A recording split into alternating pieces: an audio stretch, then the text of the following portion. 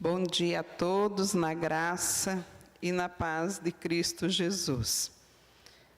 Bom, eu quero então começar a nossa fala hoje com você que está em casa e também com todos os que estão aqui.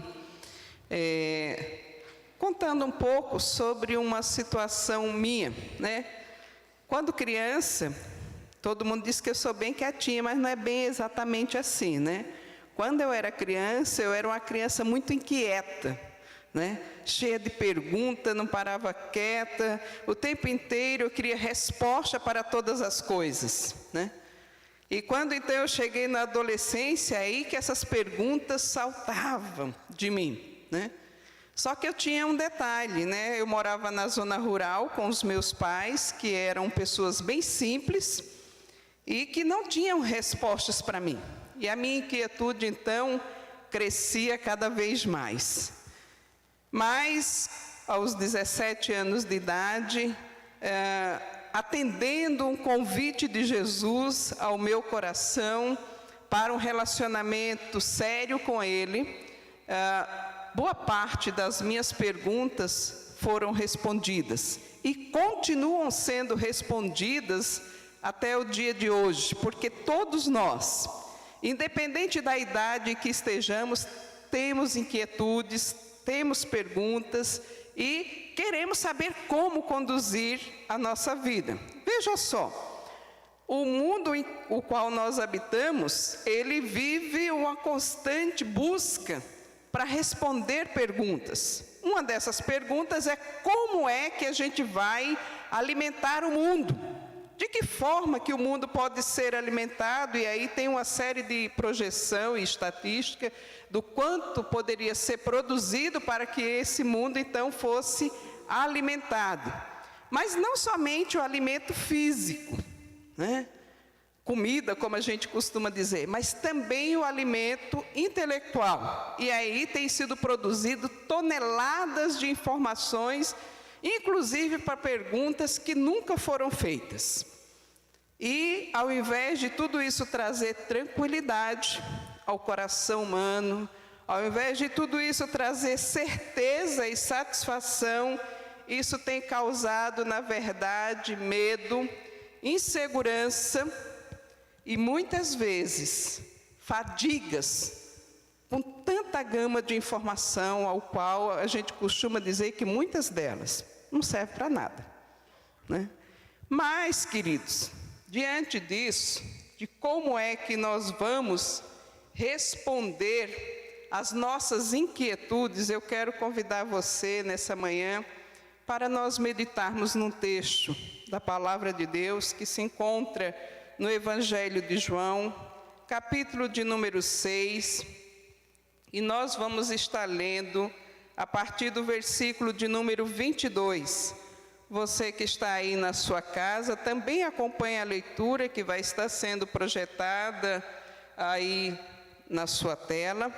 Vamos acompanhar. Nós vamos ler então do versículo de número 22 até o versículo de número 40.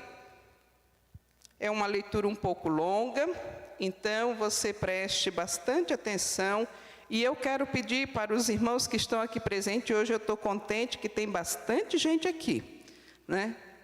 Com todas as normas que disse o pastor, mas está bonita a igreja, né? Eu gosto de cultuar com gente. O tempo que a gente ficou aqui sozinho, para mim foi um negócio muito complicado. Eu não sabia mais nem pregar, gente. Porque banco não se converte, banco não tem resposta, é muito difícil. Então é muito bom estar com vocês aqui, viu? Vamos lá então ler a palavra do Senhor em João capítulo 6, versículo 22 até o 40.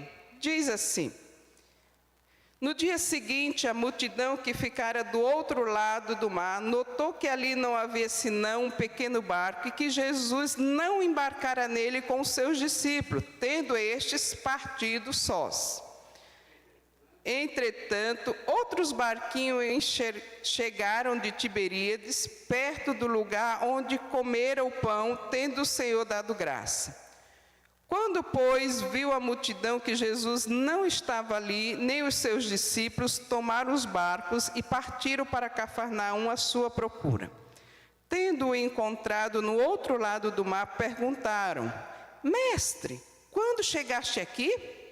Respondeu-lhe Jesus: em verdade vos digo, vós me procurais, não porque vistes sinais, mas porque comeste dos pães e vos fartastes. Trabalhai não pela comida que perece, mas pela que subsiste para a vida eterna, a qual o Filho do Homem vos dará, porque Deus o Pai o confirmou com o seu selo. Dirigiu-se, pois, a ele e perguntando: que faremos para realizar as obras de Deus? Respondeu-lhe Jesus: as obras de Deus é esta, que creais naquele que foi por ele enviado. Então lhe disseram eles: que sinais fazes tu para que nós o vejamos e creamos em ti? Quais são os teus feitos? Nossos pais comeram maná no deserto, como está escrito: deu-lhes a comer do pão do céu. Replicou-lhe Jesus: em verdade vos digo, não foi Moisés quem vos deu o pão do céu. O verdadeiro pão do céu é meu Pai quem vos dá. Porque o pão de Deus é o que desce do céu e dá vida ao mundo. Então lhes disseram: Senhor, dá-nos sempre desse pão. Declarou-lhe Jesus: eu sou o pão da vida. O que vem a mim jamais terá fome, e o que crê em mim jamais terá sede. Porém, eu já vos disse que, embora me tenhais visto, não credes. Todo aquele que o Pai me dá, esse virá a mim, e o que vem a mim, de modo nenhum o lançarei fora. Porque eu desci do céu não para fazer a minha própria vontade, e sim a vontade daquele que me enviou. E a vontade de quem me enviou é esta: que nenhum eu perca de todos os que ele me deu. Pelo contrário, eu o ressuscitarei no último dia. De fato, a vontade do meu Pai é que todo homem que ver o Filho e nele crer tenha a vida eterna, e eu o ressuscitarei no último dia. Palavras do Senhor. Queridos, esse texto fala dessa experiência de Jesus com a multidão, ali em volta de duas cidades, de duas regiões bastante importantes e produtivas, que era Tiberíades e Cafarnaum. E aí a gente vai encontrar algumas situações bastante interessantes, e que nessa manhã eu gostaria então de, diante desse texto, meditar com os irmãos sobre duas questões. A primeira delas é: quais são as motivações dos seres humanos, as suas necessidades e as suas motivações. O que motiva eu e você? O que motivava essa multidão? E, em segundo lugar, eu quero então pensar junto com os irmãos qual é a proposta de Deus para as nossas necessidades e como é que esse cuidado acontece na nossa vida, com base então aqui nesse texto. E eu quero então começar aqui falando um pouco, e aí você continue com a sua Bíblia aberta, que a gente vai correr aqui alguns versículos, um pouco sobre as lições que nós aprendemos aqui nesse texto a respeito das multidões. Talvez você diga assim: Gisélia, mas eu não sou igual às multidões, eu sou uma pessoa única, Eu sou uma pessoa muito diferente das reações da multidão. Mas eu quero dizer que em todo momento, cada um de nós somos multidão. E nós precisamos ficar atento se essas reações ou se essas percepções estão presentes na nossa vida e como é que nós estamos lidando com ela frente à proposta de cuidado de Deus em Cristo para com a nossa vida. Então, a primeira coisa que eu noto nesse texto, queridos, é que as multidões, elas nunca estão satisfeitas. Veja só, esse texto ocorre aqui logo na sequência da multiplicação dos pães e dos peixes, ali onde Jesus está com a multidão, e já era tarde, e ele disse para os discípulos assim: olha, não tem como essa turma dispensar eles agora, faz eles se sentarem aí, e nós vamos dar comida para eles. E aí os discípulos dizem assim: não, Senhor, não temos condições de fazer isso, nós só temos aqui 5 pães e 2 peixes, não dá para fazer isso. E aí ele diz assim, olha, manda a turma sentar. E Jesus então ergue aos céus e multiplica ali os pães e os peixes. E aí a primeira coisa que nós encontramos aqui no texto é dizendo que no dia seguinte a esse episódio, essas multidões que tinham sido alimentadas por Jesus acordam e começam a procurar ele. Sabe por quê? Porque queria mais comida, né? E aí vai atrás de Jesus e quando não o encontra, ficam então ali angustiados. Cadê ele? E os discípulos também não sabiam onde ele estava. E eu vejo que nós somos assim, queridos. Eu e você, em algum momento, nós somos seres insaciáveis. Sempre queremos mais e tudo não é o bastante. E isso nos traz algumas situações. Como eu falei no início, o mundo tem produzido imensos conteúdos para diversas perguntas que ninguém nunca fez e nunca vai fazer. E nunca será o bastante. Mas nós somos assim, a multidão estava ali. Aquilo não era o bastante, eles terem se alimentado no dia anterior, eles queriam mais. A segunda lição que eu vejo aqui é que eles vão buscar isso a todo custo. E eles então, não encontrando Jesus, eles pegam um barquinho ali e vai até a outra cidade, que é a cidade de Cafarnaum. Eles estão em Tiberíades, que é um lado do lago ou do rio ali, do mar, eles chamam de mar, né, mas parece mais um lago do que um mar. E eles vão para o outro lado, que é Cafarnaum, porque eles querem encontrar a Jesus. E aí eu vejo aqui uma coisa bastante interessante. Quando eles chegam lá e eles encontram Jesus, e mostra exatamente essa falta de saciedade humana, a primeira coisa que eles perguntam para Jesus é: como é que ele chegou ali? Quando que ele tinha chegado ali? E começam um monte de perguntas inquisitivas ali para Jesus. Eu e você também somos assim, parecido com essa multidão. Em crises, em momentos de dificuldades, a gente pergunta, mas por quê? Como? Não somos assim? Essa multidão parece que nos representa aqui. E então Jesus vai e diz para eles assim, olha, eu estou vendo a motivação do coração de vocês. Vocês estão aqui atrás de mim e vocês me procuram, não é porque vocês viram um sinal da multiplicação, um sinal da presença do sobrenatural no meio de vocês. Mas vocês me procuram porque vocês querem comer, e como diz uma versão que a Cláudia tem, querem comer de graça, né? Vocês querem se alimentar e se alimentar de graça.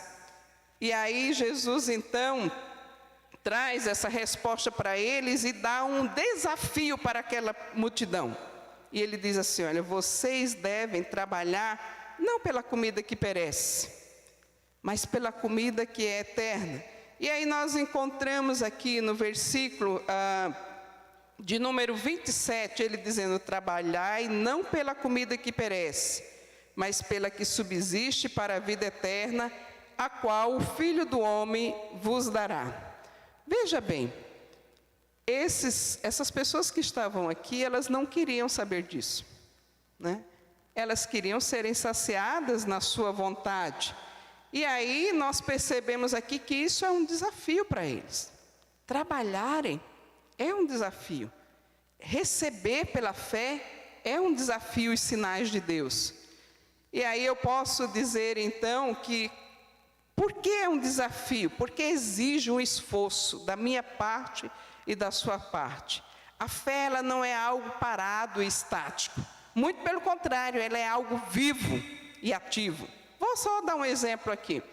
Quando eu e você recebemos o perdão de Deus, o que automaticamente nos é proposto com esse perdão? E a Bíblia diz para mim e para você, de graça vocês receberam, de graça também vocês devem dar. Portanto, se eu fui perdoado, eu devo perdoar quem me ofende.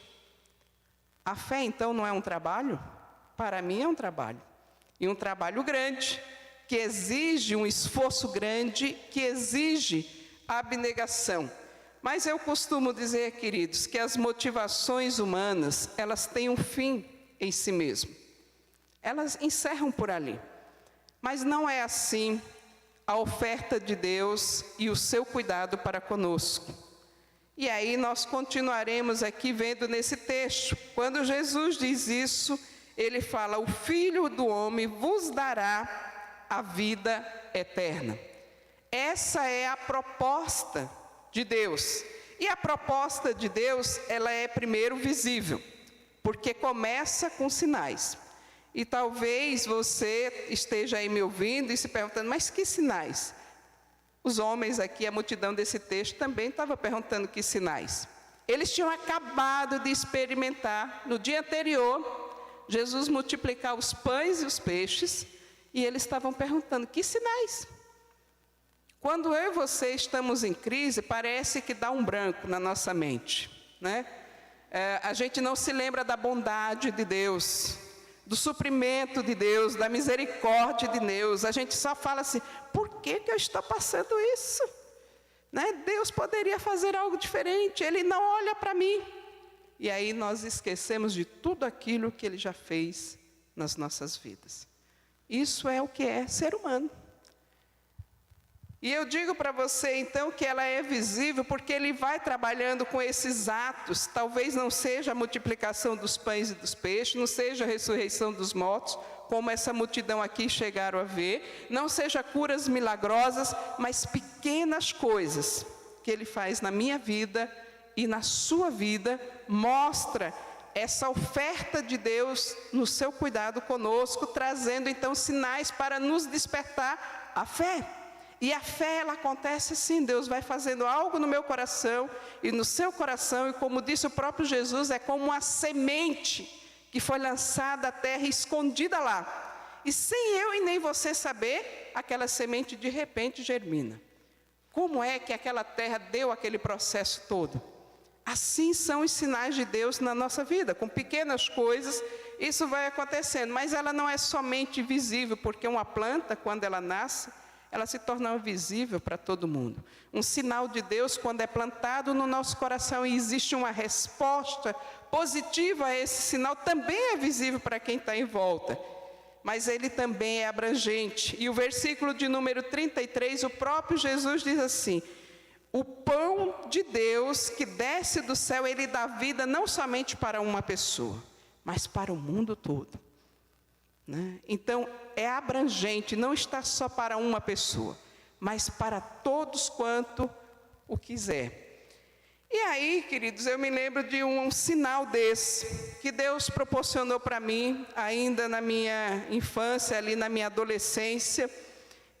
Como eu disse, eu morava numa casa na zona rural, muito simples, com a família simples, que não sabia ler, não sabia escrever, e eu encontrei uma Bíblia dentro da casa. E eu comecei a ler. E aquela Bíblia foi um sinal de Deus para mim. Para Ele mostrar para mim como é uma caminhada segura. Uma caminhada firme. E aquela Bíblia então começou a fazer significado na minha vida, mas também trouxe muitas outras perguntas. E somente aos 17 anos, quando um belo dia eu disse para Ele assim: ok, eu quero um compromisso contigo, Jesus. Eu quero esse relacionamento contigo. De fato, aquela Bíblia se tornou uma verdade para a minha vida. E tem se tornado uma verdade todos os dias da minha vida. Mas aquele sinal de Deus, do seu cuidado por mim, do seu amor. Minha família é uma família católica, que não era de ler, porque não sabia ler e não sabia também explicar. Mas Deus queria se revelar para mim. E Ele se revelou para mim ali através da própria palavra e do seu Filho Jesus Cristo. E quando então eu comecei esse relacionamento com Ele, muitas coisas da minha caminhada foram tendo explicação que não tinha antes. Inclusive as inquietudes do meu coração. Bom, Jesus, quando disse aqui para esses homens: trabalhai não pela comida que perece, Ele também estava falando isso para mim. E aí Ele usa aqui uma expressão: Filho do Homem. É Ele quem vai dar a vida eterna. E essa é uma expressão teológica bastante interessante para podermos meditar nessa manhã. O que significa o Filho do Homem? No original grego, ele significa o segundo Adão. Prometido lá em Gênesis, quando Adão e Eva pecam, e Jesus diz, vai nascer aquele, o filho do homem, o filho da mulher, que vai ser o redentor da humanidade. Mas a descrição mais fantástica que eu encontro é no livro do profeta Daniel. E aí, eu acho que tem uma projeção aí, eu só aqui, né? Na tela para o pessoal, para você acompanhar junto comigo. Se você quiser acompanhar comigo, está lá em Daniel 7, 13 e 14. E diz assim, essa é uma versão da NVI que eu vou ler para os irmãos. Daniel estava então tendo ali uma experiência com Deus e ele diz assim, na minha visão da noite, vi alguém semelhante a um filho de um homem, vindo com as nuvens dos céus. Ele se aproximou do ancião e foi conduzido à sua presença. A ele foi dada autoridade, glória e reino. Todos os povos e nações, homens de todas as línguas, o adoraram. Seu domínio é um domínio eterno, que não acabará, e o seu reino jamais será destruído. Esse texto de Daniel, ele traz essa visão desse rei, que é o filho do homem, que é o segundo Adão, que vem com um reinado diferente para reinar ali na vida do povo de Deus, na vida dos israelitas, e fala de qual é a dimensão desse reino. É um reino que não tem fim e que todas as coisas, todas as pessoas, todas as autoridades vão se submeter a esse reino, mais cedo ou mais tarde, elas vão se dobrar perante esse reino. E aqui então Jesus está dizendo assim, eu sou esse cara, o filho do homem, o segundo Adão, que vim fazer isso por vocês.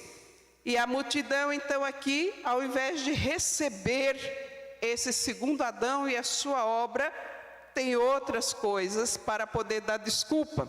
E tem uma frase que eu gosto muito, que é assim, quando nós queremos fazer algo, é do Daniel Seluz essa frase, quando nós queremos fazer algo, nós encontramos um meio. Quando nós não queremos fazer algo, nós encontramos desculpas. E aí, a partir daqui, essa multidão começa a dar desculpas para o Filho do Homem, para o reinado do Filho do Homem. E é belíssimo esse texto aqui de Daniel que mostra esse reinado. Mas mais ainda, tem um outro texto mais para frente aqui, que o apóstolo Paulo vai mostrar como é que esse reinado se dará. Como é, e eu quero então que você acompanhe aí comigo, Romanos 5, do versículo 13 até o versículo de número 21, quando o próprio Jesus se torna esse Filho do Homem, e como ele faz isso por mim e por você, trazendo realmente algo diferenciado na vida daqueles que creem e recebem a Cristo. Diz assim o texto, portanto, assim como por um só homem entrou o pecado no mundo, a condição de pecador para todos os seres humanos, a morte também entrou e passou a todos os homens, porque todos pecaram. Adão tinha esse poder sobre a minha vida, sobre a sua vida, de decidir a nossa eternidade, e ele decidiu, eu posso usar uma expressão aqui não muito adequada, jogar tudo na lama. E nós ficamos sobre a mesma condição de pecadores. De pecadores.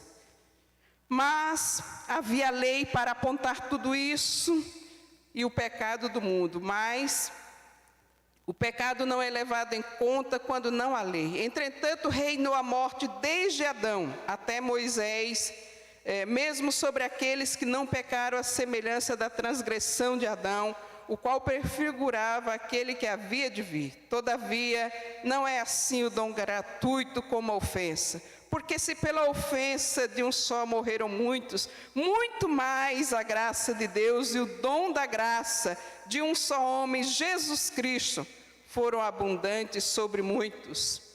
O dom, entretanto, não é como no caso em que somente um pecou, porque o julgamento derivou de uma só ofensa, mas a condenação, mas a graça transcorre de muitas ofensas para a justificação.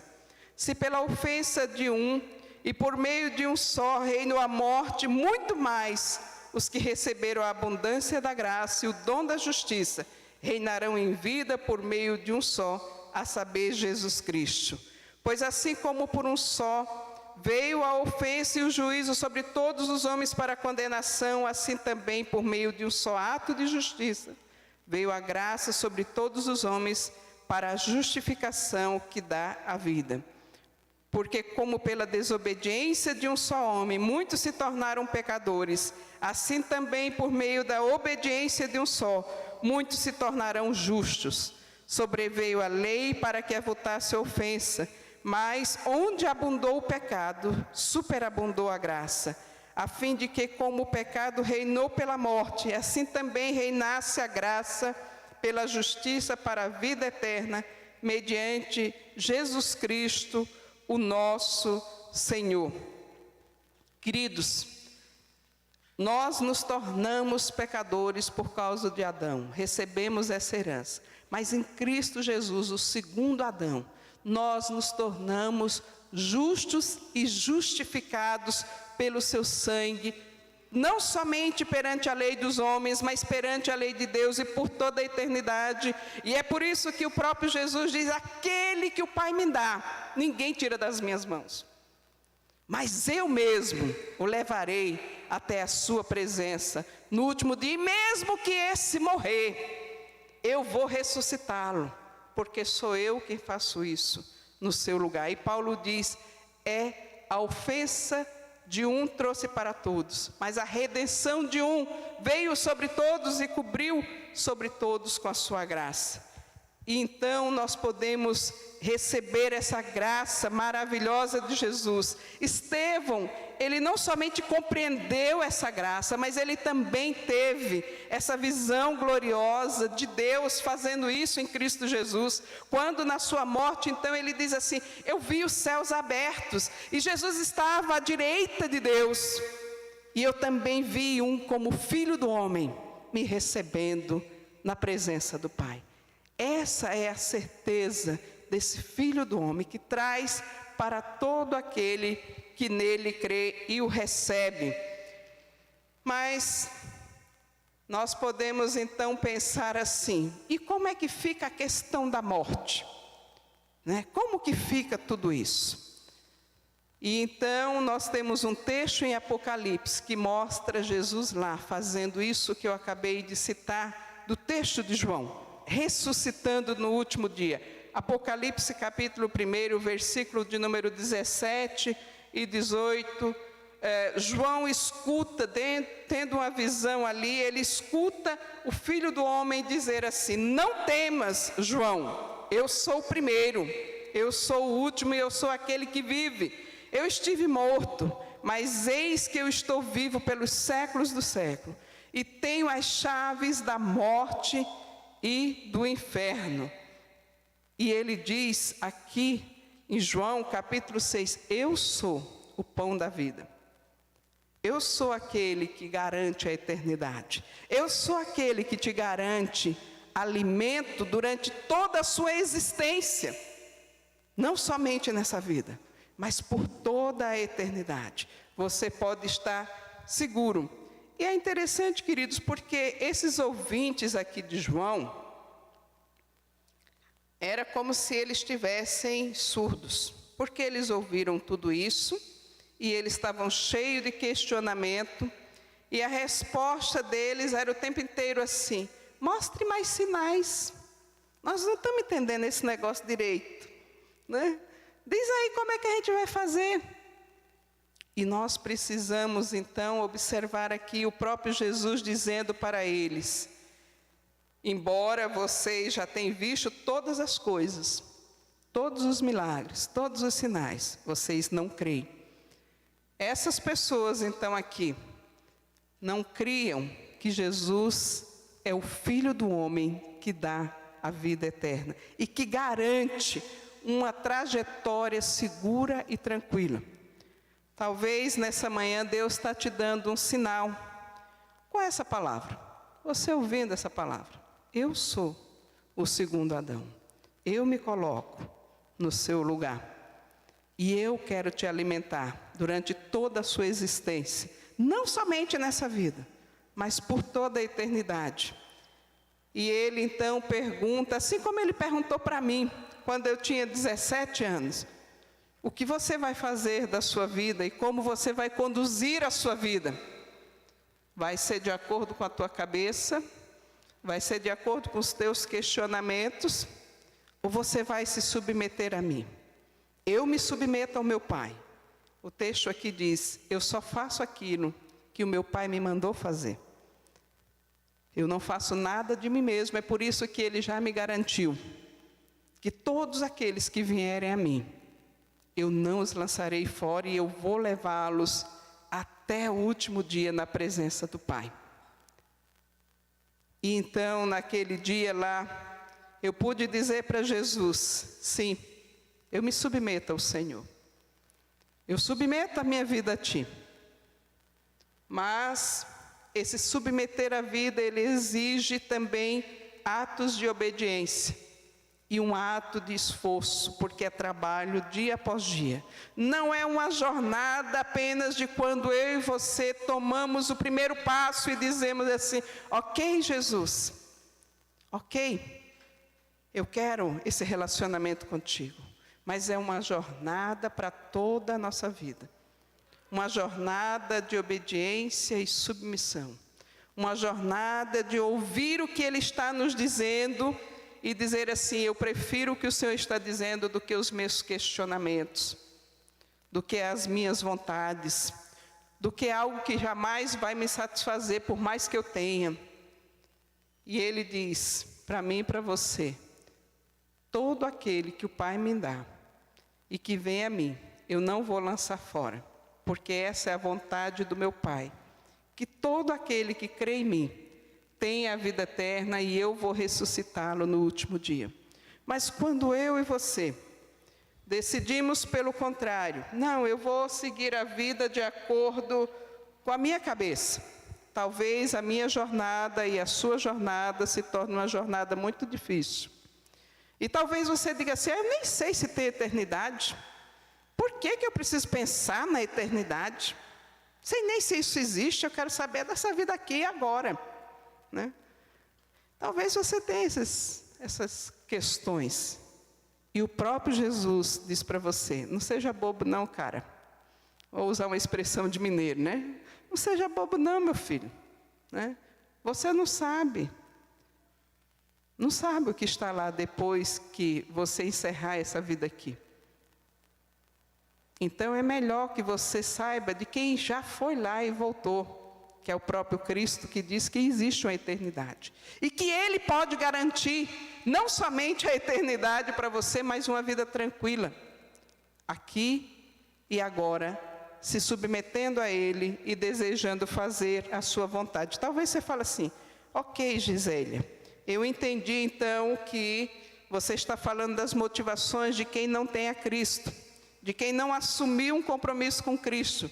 Não, eu estou falando das motivações de cada um ser humano, de cada um de nós, que muitas vezes, após aceitar a Cristo, após nos comprometermos a uma jornada com Cristo, nos esquecemos do que é que Ele trouxe para nós. E Ele mesmo disse lá em Mateus 28, 18 a 20, olha, eu recebi todo o poder e todo o reinado está nas minhas mãos, e eu quero dizer para você que se diz meu discípulo, eu dou para você.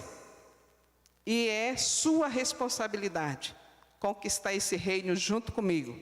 Portanto, vá, façam discípulos, batize-os, vá, pregue e o ensine a obedecer todas as palavras que eu vos tenho dado.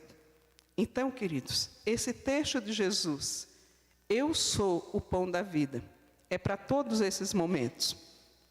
Para o momento de que você não sabe quem você é, para o momento de que você sabe quem você é e o seu compromisso com Cristo, e para toda a sua jornada aqui de conquista, pelo que Ele já conquistou para você e já te deu essa autoridade.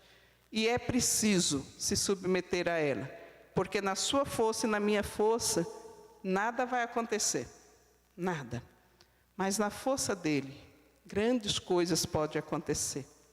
E nós seremos alimentados cada instante, a cada dúvida, a cada momento em que você disser assim, será que eu estou indo pelo caminho certo? É por aqui mesmo?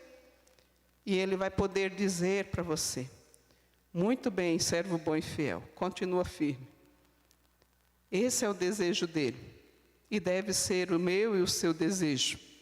Mas eu quero então convidar aqui o Kleber, que vai nos dirigir aqui com um louvor, enquanto você pensa, bom, em qual desses momentos eu estou na minha vida? Eu estou sendo alimentado por Jesus, dentro dessa conquista como discípulo dele, para o que ele já me conquistou. Eu estou então ainda cheio de dúvida, como a multidão aqui, dando desculpa para Jesus, ou eu estou no meio do caminho, não estou dando desculpa, mas ainda não assumi a minha posição em Cristo. Reflita sobre esse louvor, e aí então nós vamos ter um momento de oração.